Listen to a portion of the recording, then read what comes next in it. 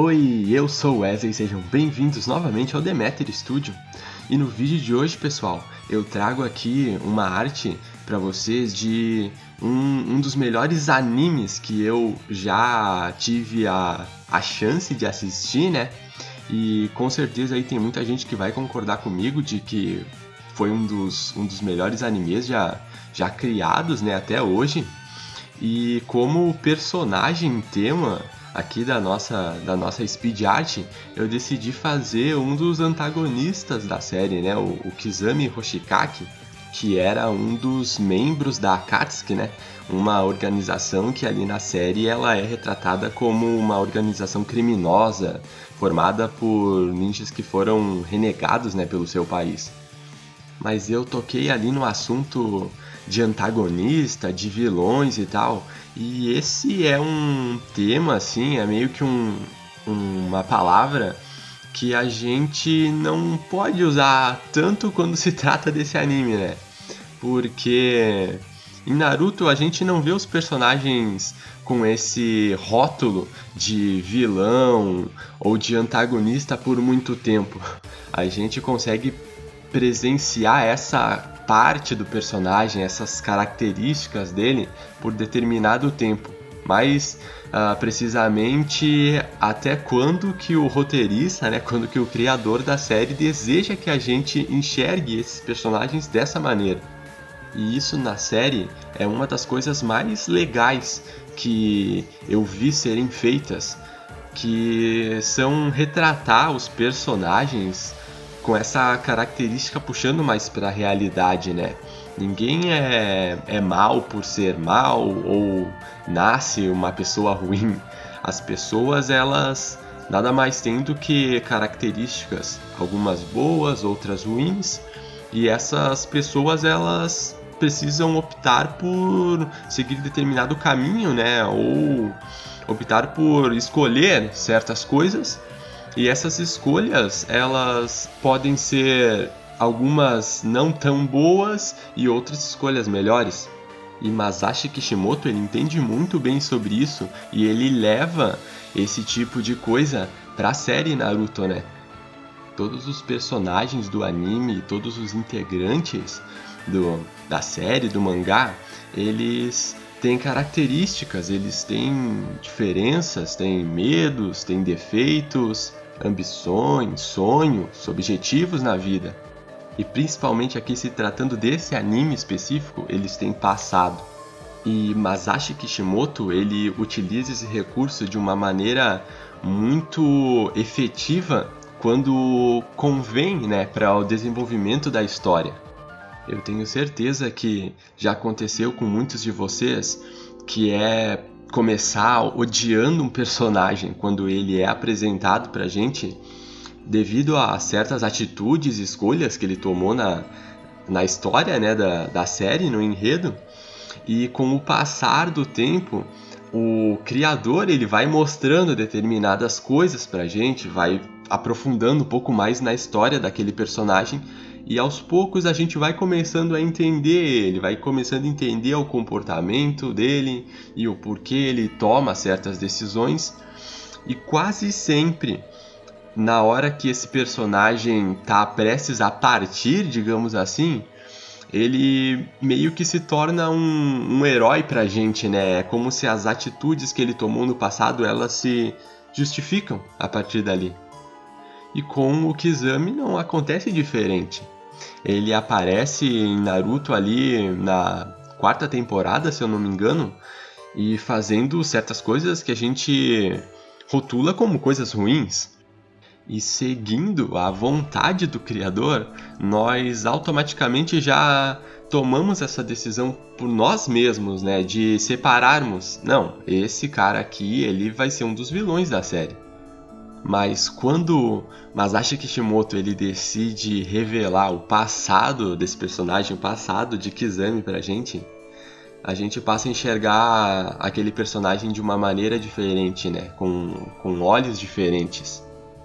E muitos fãs da série até admitem que Kizami foi um dos melhores shinobis já criados na série, um dos shinobis mais leais. E se a gente pensar bem, é compreensível se pensar dessa maneira. Ele era nada mais do que um indivíduo que trabalhava para um certo país, recebia ordens desse país, mais especificamente de um chefe, o qual o manipulou o tempo todo e fez com que ele fizesse algumas coisas que são consideradas erradas no nosso mundo, né? Mas mudando um pouquinho de assunto a respeito das características emocionais dele para as características físicas, digamos assim, todo mundo que assistiu Naruto concorda que Kizami foi um dos ninjas mais poderosos que já existiu no anime, né?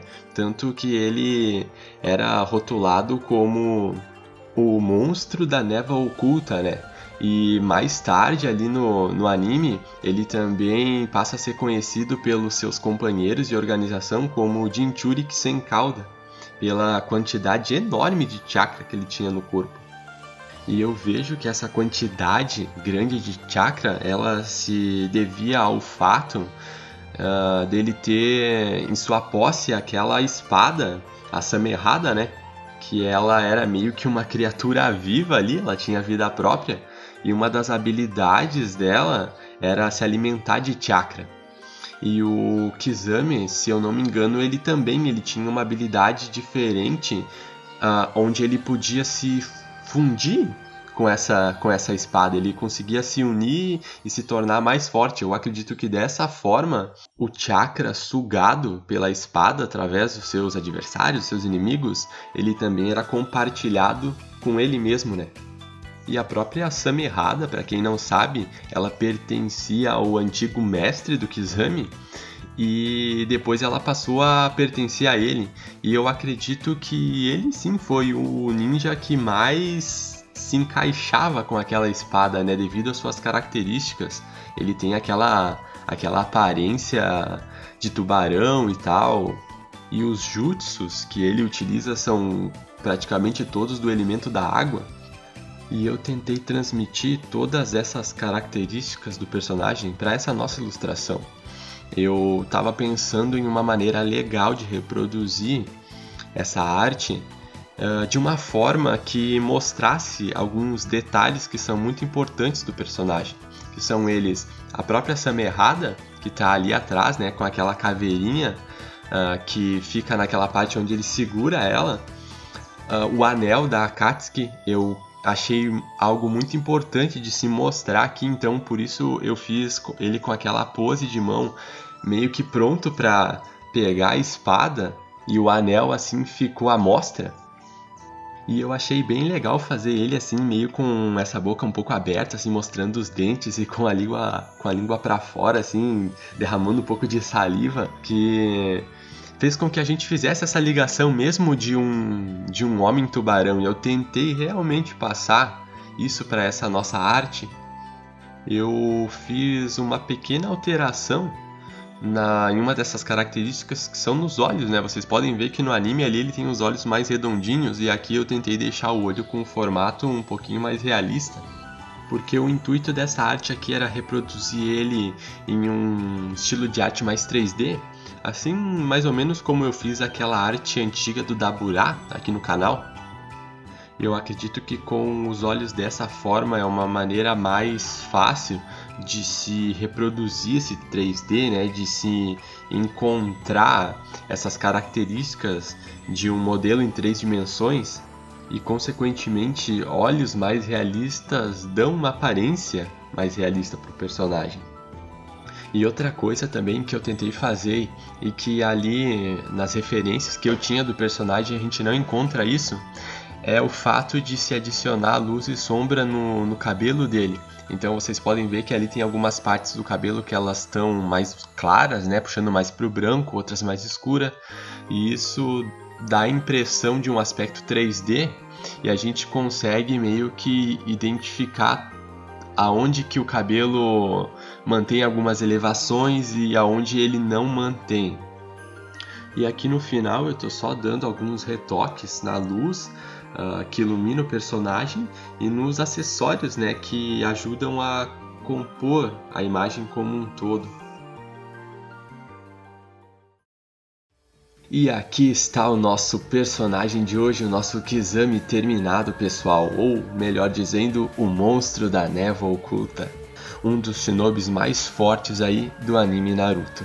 E eu espero mesmo que vocês tenham curtido essa arte, né? Tenham gostado das coisas que eu trouxe aqui pra vocês, das informações, desse papo que a gente bateu aqui sobre Naruto, sobre os personagens.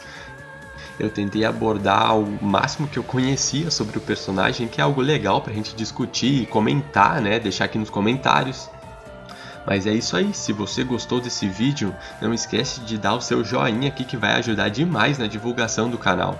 E se você quer continuar a receber mais vídeos como esse, gostou do conteúdo que eu trouxe e quer continuar a receber, é só apertar o botão aqui embaixo de se inscrever e ativar o sininho, que você dessa maneira vai receber todas as notificações e os novos vídeos que forem postados aqui no canal. E é isso aí, fiquem com Deus, até o próximo vídeo e um abração, gente!